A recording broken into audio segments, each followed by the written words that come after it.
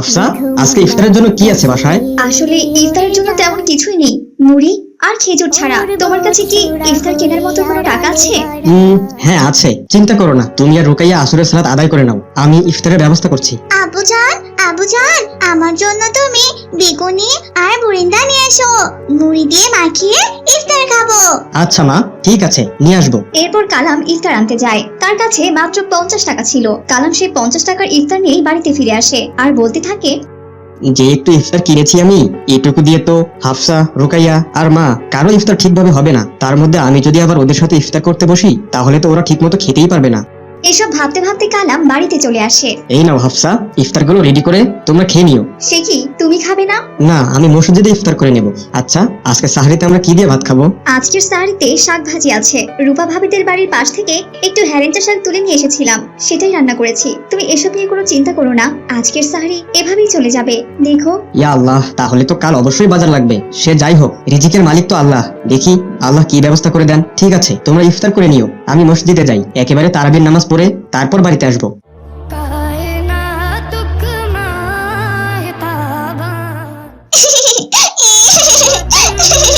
আমি আর কখনোই কারো বাড়িতে কোনো কিছুই চাইতে যাব না। সবাই খুব খারাপ।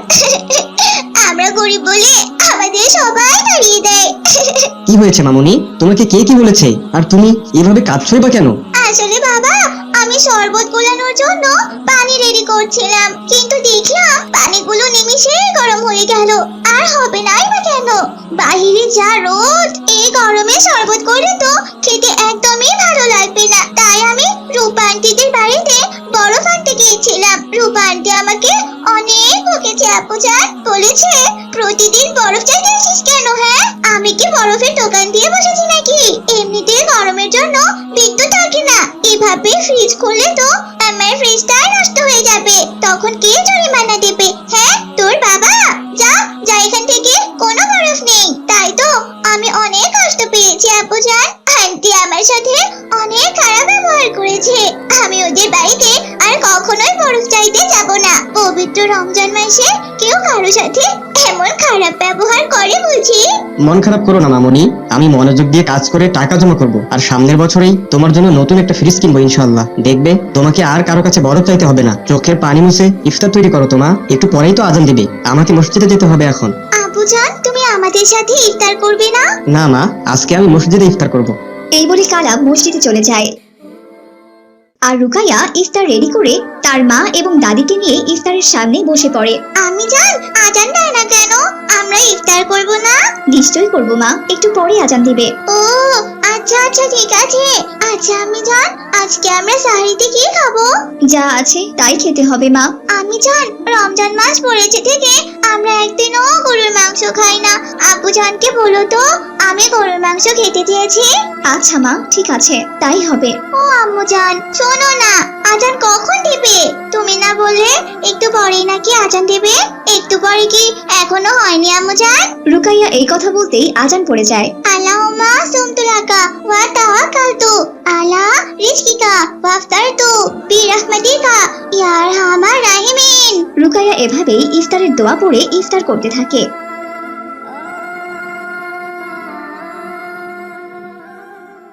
এভাবে সময় কাটতে থাকে। দেখতে দেখতে সাহরির সময় চলে আসে। সবাই সাহরি খেতে বসে। তখন রুকাইয়ার দাদি বলে, বাবা কালাম, রুকাইয়া বলেছিল ও নাকি মাংস দিয়ে ভাত খাবে। যদি পারিস একটু গরুর মাংস কিনে আনিস তো, আমার মুখে যে কোনো কিছুই স্বাদ লাগে না রে বাবা। দাদিমা, তোমার মুখে স্বাদ লাগে না তুমি সেটা বলো না। আমার কথা তুমি কেন বলছো বলো তো? বললেই তো হয় যে তোমারও আমার মতো গরুর মাংস দিয়ে ভাত খেতে ইচ্ছে করছে।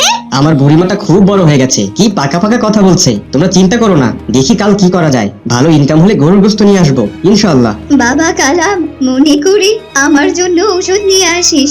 আমার ওষুধ কিন্তু একেবারেই শেষ। আর হ্যাঁ শোনো, কাল কিন্তু অবশ্যই বাজার করো। তেল, মরিচ, পেঁয়াজ সবই যে শেষ হয়ে গেছে।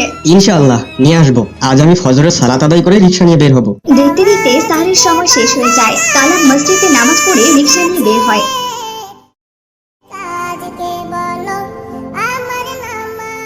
কালাম ইতিমধ্যেই রিক্সা চালিয়ে কিছু টাকা পেয়েছে। জোহরের সময় কালাম রিক্সা নিয়ে বাজারের রাস্তা দিয়ে যাচ্ছিল। সে বাজারের পাশে যেতে দেখে পথের পাশে একজন হুজুর দাঁড়িয়ে আছে। কালামকে দেখে সে হাত ইশারা করে ডাকলো। কালাম তার সামনে রিক্সা দাঁড় করাতেই লোকটি রিক্সায় উঠে বসলো। হুজুর, আপনি কোথায় যাবেন? আমি অনেক দূর যাব। কেন ভাই, তোমার কি যেতে কোনো আপত্তি আছে নাকি? না না হুজুর, আমার কোনো আপত্তি নেই। টাকা দিলে আমি সব জায়গায় যেতে রাজি। এভাবে কালাম লোকটিকে নিয়ে যাচ্ছিল। শোনো ভাই, ওইদিকে একটা কাঁচা রাস্তা গেছে, তুমি এদিক দিয়ে যাও। আচ্ছা হুজুর, যাচ্ছি। কালাম কাঁচা রাস্তায় আসতেই কোরআন তিলাওয়াত শুনতে পায়। আচ্ছা হুজুর, আমি যা শুনতে পাচ্ছি আপনি কি তাই শুনতে পাচ্ছেন? মাশাআল্লাহ, কি সুন্দর কোরআন তেলাওয়াত। আমার এই 32 বছরের জীবনে এমন সুন্দর কোরআন তেলাওয়াত এর আগে কখনোই শুনিনি। শুনতে পাবো না কেন?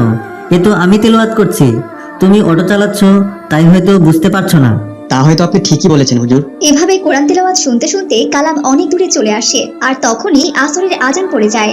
কিছু দূর সামনে গিয়ে ডানে একটা সরু রাস্তা পাবে, সেই রাস্তা দিয়ে গেলেই একটা মসজিদ পাবে, ওই রাস্তায় চলো, দুজন একসাথে নামাজ পড়বো। হুজুরের কথা মতো কালাম মসজিদের কাছে যায়। তোমার কি উজু আছে? না থাকলে উজু করে আসো, আমরা নামাজ পড়ে নেই। এই বলে হুজুর মসজিদের ভিতরে প্রবেশ করে। আর কালাম মসজিদের দিকে তাকিয়ে দেখে মসজিদের ভিতরে কোনো মানুষই নেই, তার উপর কোনো ইমামও নেই, একেবারেই নিস্তব্ধ। এত বড় মসজিদে কোনো লোক নেই কেন? আচ্ছা, কেউ যদি নাই থাকবে তাহলে আজান দিল কে? ধুর, এত কিছু না ভেবে ওযু করে আসি। কালাম অজু করে এসে দেখে মসজিদে বেশ কিছু লোক। অবাক করা বিষয় হলো সবগুলো মানুষই দেখতে যেন একই রকম ছিল। আর সেই হুজুরটি ইমামের জায়গায় দাঁড়িয়ে আছেন। কালাম সব চিন্তা বাদ দিয়ে মসজিদে প্রবেশ করলো। নামাজ শেষে কালাম আবারও হুজুরকে নিয়ে রওনা দিল। হুট করে একটা নির্জন জায়গায় হুজুর রিকশা থামাতে বললেন। আর কালামও তার কথা মতোই কাজ করলো। ভাই, তুমি ওখানেই থাকো, আর ভুলেও যেন আমার পিছনে এসো না। কিন্তু হুজুর, আপনি কোথায় যাচ্ছেন? এখানে তো কিছুই নেই, শুধু মাঠ আর মাঠ। আমার আর একটু কাজ আছে, বেশিক্ষণ লাগবে না, তুমি এখানে অপেক্ষা করো ভাই। হুজুর সেখান থেকে চলে যায়।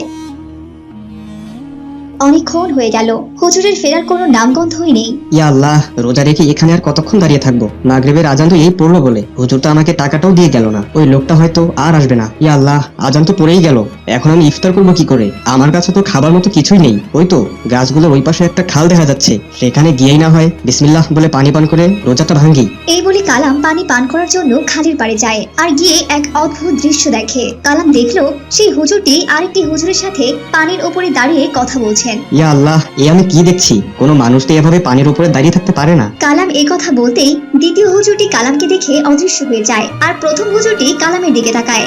তোমাকে বলেছিলাম না আমার পিছু না আসতে? এই বলে হুজুরটি এক ভয়ানক রূপ ধারণ করে। আর এমন ভয়ানক রূপ দেখে কালাম অজ্ঞান হয়ে যায়। যখন তার জ্ঞান ফিরে আসে তখন সে দেখে একটি রেল স্টেশনের পাশে এসে পড়ে আছে। সাথে তার রিকশাটাও নেই, কিন্তু তার পকেটে ছিল 50,000 টাকা। সে বুঝতে পারে যে এই 50,000 টাকা নিশ্চয়ই তাকে ওই হুজুর রূপী জিন উপহার দিয়েছে। সে বাড়িতে এসে সবাইকে সব কথা বলে। এসব শুনে সবাই ভীষণ অবাক হয়ে যায়। এরপর কালাম সেই 50,000 টাকা দিয়ে ওই রেল স্টেশনেই একটা দোকান খুলে বসে। এখন আল্লাহর অশেষ রহমতে তার কোনো অভাব নেই।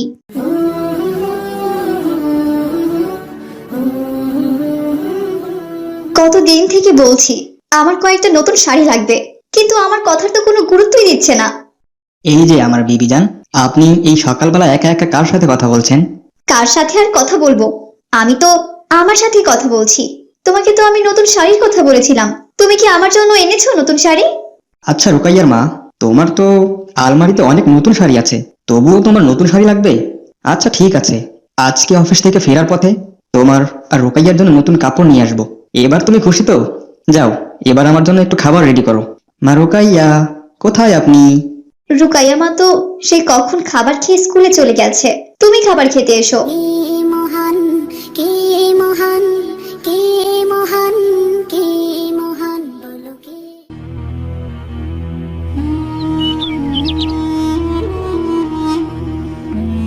রুকাইয়ার মা, মা রুকাইয়া, কোথায় তোমরা? এই দেখো দেখো, আমি তোমাদের জন্য অনেক অনেক নতুন কাপড় এনেছি। মহান, কে মহান, বাবা, মাশাআল্লাহ, কাপড়গুলো তো খুব সুন্দর। এগুলো বুঝি সব আমার? না মামুনি, এগুলো তোমার আর তোমার মায়ের। হাফসা, দেখো তো এই শাড়িগুলো তোমার পছন্দ হয় কিনা। হ্যাঁ হ্যাঁ, আমার তো খুব পছন্দ হয়েছে, কিন্তু এতগুলো শাড়ি তুমি কেন এনেছো? আমি তো এতগুলো শাড়ি তোমাকে আনতে বলিনি। আরে তোমার তো প্রতি মাসে নতুন নতুন শাড়ি লাগে, তাই ভাবলাম কয়েক মাসের শাড়ি একেবারেই নিয়ে যাই। তাহলে অন্তত আর কয়েক মাস নতুন শাড়ি কিনতে হবে না। নাও মা রুকাইয়া, তোমার কাপড়গুলো তুমি নিয়ে যাও। রুকাইয়া মা, তুমি কিনা এখানে বসে আছো? তোমাকে একটু তোমার চাচার বাড়িতে যেতে হবে। তোমার চাচা আমার হাতের পায়েস খেতে চেয়েছে জানো, তাই আমি আজ একটু বেশি করে পায়েস রান্না করেছি। আচ্ছা আচ্ছা ঠিক আছে মা, তুমি আমাকে দাও, আমি নিয়ে যাচ্ছি। এরপর হাফসা রুকাইয়াকে পায়েস এনে দেয় আর রুকাইয়া তা নিয়ে যেতে থাকে। হঠাৎ রুকাইয়া একটি বয়স্ক মহিলাকে একটি ছেঁড়া কাপড় পরে রাস্তায় বসে থাকতে দেখে। আসসালামু আলাইকুম, আপনি এইভাবে এই রাস্তার মাঝখানে ছেঁড়া কাপড় পরে কেন বসে আছেন? ওয়ালাইকুম আসসালাম মা, আমার যে এর থেকে ভালো কোনো কাপড় নেই।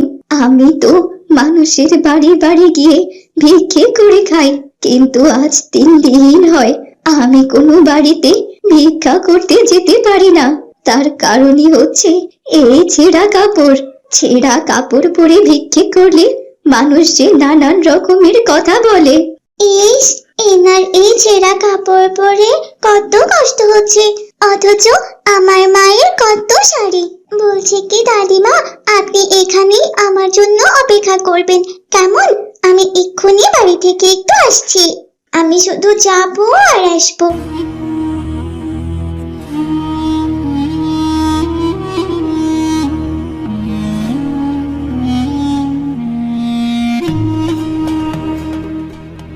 রুকাইয়া মা, তোমার বাবা যে আমার জন্য কতগুলো শাড়ি নিয়ে এসেছে, কিন্তু তার মধ্যে থেকে দুটো শাড়ি আমি খুঁজে পাচ্ছি না। তুমি কি দেখেছো মা, শাড়ি দুটো কোথায় আছে?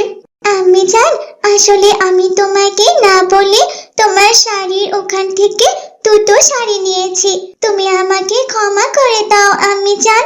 কি আশ্চর্য, তুমি এভাবে কেন বলছো মা? তাছাড়া তুমি শাড়ি দিয়ে কি করেছো? তুমি তো এখনো অনেক ছোট। আসলে আমি জান, আমি যখন চাচাকে পায়েস দিতে যাচ্ছিলাম, তখন হঠাৎ রাস্তার ধারে এক গরিব আন্টিকে একটি ছেঁড়া শাড়ি পরে বসে থাকতে দেখি। জানো আমি জান, ওনার ওই একটি মাত্র শাড়ি ছিল, আর উনি ভিক্ষা করে তার খাবার জোগাড় করে। ওই ছেঁড়া শাড়ি পরে কিছুতেই উনি ভিক্ষা করতে পারছিল না, তাই আমি জান, আমি তোমাকে না বললে তোমার ওখান থেকে দুটো নতুন শাড়ি ওনাকে দিয়ে দিয়েছি। তোমাকে না বলে দেওয়ার জন্য আমি খুবই দুঃখিত, আমাকে তুমি ক্ষমা করে দিও। আরে আরে মা রুকাইয়া, তুমি তার জন্য আমার কাছে ক্ষমা চাইছো কেন? তুমি একদম ঠিক কাজ করেছো। তাছাড়া আমার তো অনেকগুলো শাড়ি। তোমার গরিবের প্রতি মহত্ব দেখে আমি অনেক খুশি হয়েছি মা। উপরওয়ালার কাছে আমার একটাই চাওয়া, আমার রুকাইয়া মা যেন সারা জীবন গরিব দুঃখীদের এইভাবেই সাহায্য করে। আমি আজকে তোমার বাবাকে বলবো অনেকগুলো শাড়ি কিনে আনতে, কেমন? আর সেই সব শাড়িগুলো তুমি আর আমি মিলে গরিব দুঃখীদের মাঝে বিলিয়ে দেব ইনশাআল্লাহ। তুমি সত্যি বলছো? আমি সত্যি বলছো? তাহলে তো অনেক মজা হবে। আমি গরিব দুঃখীদের সাহায্য করতে পারবো, এর থেকে ভালো কাজ আর কি হতে পারে? আল্লাহ তাআলা তুমি আমার আম্মি জানকে নেক হায়াত দান করো।